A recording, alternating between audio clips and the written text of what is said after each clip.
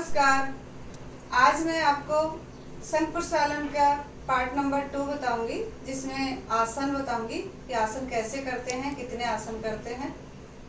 तो इस तरह से इस स्थिति में हम खड़े हो जाएंगे। इस स्थिति को सम स्थिति कहते हैं। पांव दोनों मिले हुए, हाथ इस तरह से।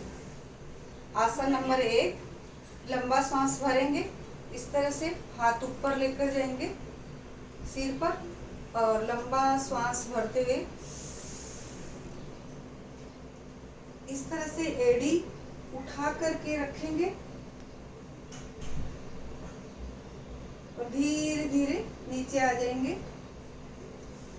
10 से 15 सेकंड रुकेंगे। इसे कहते हैं ताड़ासन। दूसरा आसन है तिर्यक ताड़ासन। 1.5 फुट का हम इस तरह से फैसला रखेंगे पाँव में। दोनों हाथों को इस तरह से सीधा करेंगे, खींचेंगे नहीं हाथों को, और कमर के इस पार्ट से, इतने 6 इंच के पार्ट से नीचे जाएंगे। श्वास भर के छोड़ते हुए, और फिर जितना जा सकते हैं उतना जाकर के रुक जाएंगे। पहले दाईं ओर और फिर श्वास भरते हुए गए और श्वास छोड़ते हुए बाईं ओर।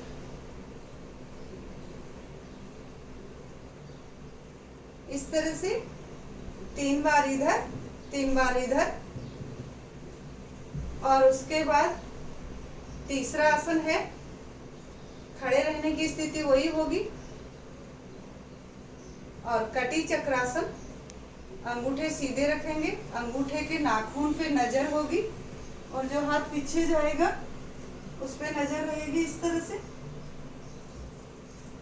कटी मतलब कमर, कमर को घुमाते जाएंगे और इस तरह से 15 से 20 बार श्वास छोड़ते हुए भरते हुए। उसके बाद है आर्धकटी चक्रासन। पहले देखो आगे से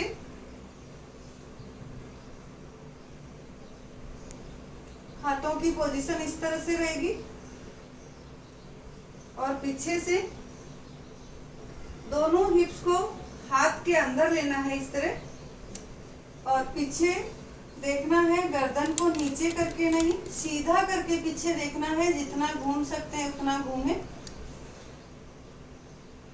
इस तरह से आपको ये आसन जब हम अर्धकटी चक्रासन करेंगे तो आपको लगेगा कि जैसे हमारे पेट को कपड़े की तरह निचोड़ रहे हैं।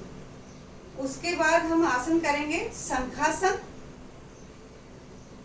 शंखासन में हम वही 1.5 फुट का फैसला रखेंगे और बाएं पांव की एड़ी को इस तरह से उठाएंगे और एड़ी के ऊपर इस तरह बैठेंगे। दोनों हाथ दोनों घुटनों पे। लंबा श्वास भरते हुए जो पांव खड़ा है उसे घुमाते हुए बाएं पांव को दाएं पांव पे ले जाएंगे और इस तरह से मुड़ जाएंगे। लंबा श्वास भर के रखेंगे। जब तक श्वास भर के रखें, रुक सकते हैं उतना रुकें यथाशक्ति। उसके बाद आ जाएंगे। फिर इस पांव को नीचे रखेंगे और दूसरे पांव को उठाएंगे और इस पांव को ऐसे आपका होगा नहीं, पहले इसको इसे दबाएंगे। ये हिप्स को एडी से स्पर्श रखेंगे, नितंब को उठाएंगे नहीं। ये ध्यान रखना होगा, नहीं तो आसन का कोई असर नहीं होगा। इसके बाद करेंगे हम भुजंगासन, तिर्यक भुजंगासन। तिर्यक भुजंगासन करने के लिए हमें कोई साफ कपड़ा ऐसे रखना पड़ेगा, और हम मकरासन की स्थिति में जाएंगे। उसके बाद दोनों हाथों के अंगूठे चेस्ट के बराबर होंगे, पांव खुले होंगे। लंबा श्वास भरेंगे और दाईं ओर जाएंगे। पहले घूम कर पीछे देखेंगे और रुके रहेंगे। कोहनियां थोड़ी मुड़ी रहेंगी, अंदर की ओर होंगी। धीरे धीरे नीचे आएंगे और इसी तरह से हम बाईं ओर जाएंगे।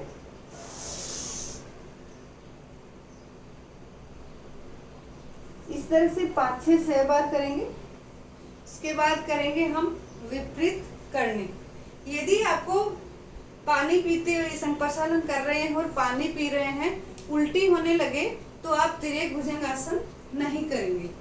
तिर्यक भुजंगासन करना बंद कर देंगे। विपरीत नौली, सीधे लेट जाएंगे। हाथों को इस तरह से फैलाएंगे, पाँव को इस तरह से लेंगे ऊपर, जैसे मरकट आसन में लेते हैं।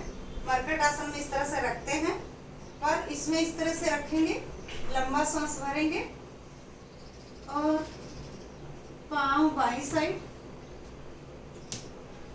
चेहरा दाईं साइड, इस तरह से रुकेंगे सांस भर के 10 से 15 सेकंड। फिर धीरे धीरे वापस आएंगे, फिर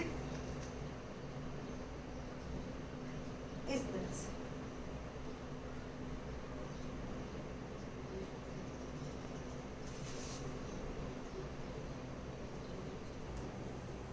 शंख प्रक्षालन के अभी मैं आपको बताऊंगी बेनिफिट। इसके बहुत सारे फायदे हैं, अनगिनत फायदे हैं। आजकल हम कोरोना टाइम में बैठे हैं लॉकडाउन में, तो उसमें मोटापा खा रहे हैं, मजे कर रहे हैं, कुछ कर नहीं रहे हैं, तो मोटापा ज़्यादा छा रहा है। मानसिक बीमारियां भी हो रही है, टेंशन हो रहा है, तो इसके लिए भी एक रामबाण साबित हो रहा है। और परहेज भी हम कर सकते हैं इस समय, तो सभी सुविधाएं हमारे सामने हैं और हम इसे कर सकते हैं। जिसका पेट फूला है या और कहीं भी चर्बी है, तो वो सब खत्म करने के लिए शंख प्रक्षालन कर सकते हैं। दूसरा, हमारी शरीर की शुद्धि क्रिया हो जाती है, मतलब हमारी बड़ी आंत में जो मल निकालने का एक मार्ग है वो साफ हो जाता है। क्योंकि जब हम खाना खाते हैं तो उसमें मल जाता है तो जम जाता है, वो परत की तरह जम जाता है। तो किसी को कब्ज हो जाती है तो उसको ज़्यादा जमता है, और मल कभी कभी जो रस बनता है वो छिद्र बंद होने से पहुंचता नहीं, तो वो सड़ भी जाता है, तो एसिडिटी होती है, खट्टी डकारें आती हैं, किसी को खाना हजम नहीं होता, किसी को रस नहीं बनता, किसी को भूख नहीं लगती, किसी को ज़्यादा भूख लगती है, या मतलब थायराइड है, डायबिटीज है, या फिर इससे, क्योंकि इससे सभी 9 की 9 ग्लैंड सक्रिय होती है, एक्टिव होती है ग्रंथियां, और इससे पैंक्रियाज, अमाशय भी एक्टिव होते हैं, इससे लीवर भी ठीक होता है, इससे किडनी भी ठीक होती है। तो किडनी ठीक होती है तो हमारा जैसे पेशाब का कोई प्रॉब्लम है वो ठीक होता है, और पैंक्रियाज ठीक होता है तो डायबिटीज ठीक होता है। तो इस तरह से हमारे जितने स्पाइनल कॉर्ड के जितने भी डिजीज हैं, मोटापा है, चर्बी है, खून नहीं बन रहा है, खून साफ नहीं है, ये सब कुछ बीमारियां खत्म होती हैं। और मैं सबसे बड़ी बात मैं आपको बताऊंगी कि हम फेशियल करवाने जाते हैं, चेहरे का फेशियल करवाते हैं, हज़ारों रुपए देते हैं और केमिकल लगवा के आते हैं। 2-3 दिन खाली आपका चेहरा चमकता हुआ आपको महसूस होता है, पर जब हम शंख प्रक्षालन करते हैं तो उससे हमारी पूरी बॉडी का फेशियल होता है। सोराइसिस बीमारी सोचो छूमंतर हो जाती है, बालों के लिए, आँखों के लिए, और पूरे शरीर के जितने पार्ट्स हैं, अंग हैं, उन सब के लिए शंख प्रक्षालन बहुत ही अच्छा है। क्योंकि हमारी बड़ी आंत हमारे शरीर का मुख्य अंग है, और इसे हम साफ करेंगे, सही रखेंगे तो ये हमारे पूरे शरीर को सही रखेगी। नमस्कार।